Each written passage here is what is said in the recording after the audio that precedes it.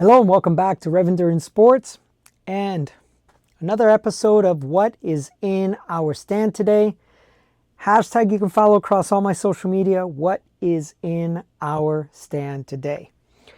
Well, today I have a 3T Exploro, and the customer complained to me that, hey, when I'm pedaling, there's like this creaking noise, and then it feels like there's a flat spot in my pedal stroke, and I really couldn't understand what she was saying. So I said, just bring the bike in so I can take a look at it. So here's what we have. This is a Rotor 4630. So that's a subcompact, as they call them now. And the crank arms are 155. Now that is only relevant because I would have rather had a Shimano crankset on this Shimano GRX equipped bike. Anyway, I've done some service on this bike in the past, and it's been a few months since I've seen it. But this is what we have going on. Can you see that? This whole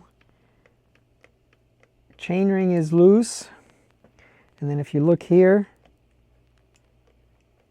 this crank arm is loose. So independent from the chain rings, the crank arm is loose. So I haven't done one of these in a while. This is the Aldhu cranksets. Now these cranksets, I have done a modular, because they're modular, so I was able to do a power meter with this, because you choose your crank arms, you choose your chain rings and your power meter, and then you put it together as you need. And so when I mentioned before that it's a 155 crank arm, Shimano doesn't have 155 crank arms, so they are losing that business to other brands like Rotor. They will do a 155 crank arm. They'll do these subcompact rings or regular rings. Let's say 5034 compact rings or 5339. And then, of course, you also have the ovalized chainring option as well. So this type of crankset from Rotor, it's modular, and you just set it up the way you want.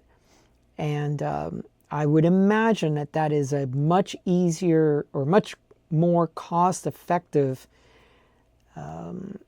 way to make cranksets, because you just pick what you need, put it together, and you're done.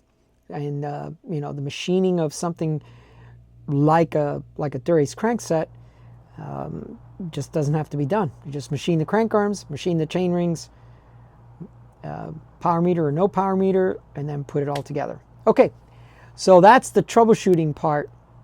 And so the question for you folks, do any of you ride this Rotor Aldhu crankset? Have you had this happen to you before? What did you do to fix it? What did your local bike shop do to fix it? Are you still riding the Rotor after that happened to you? And let's hope that you did not have a mishap with your chainring and your crank arms coming decoupled like this is. So I will do a follow-up on this, but this is just the first video, just to show you what I encountered when I went to look at her bike. Okay, that's all for now. Please like and subscribe. We'll see you up the road.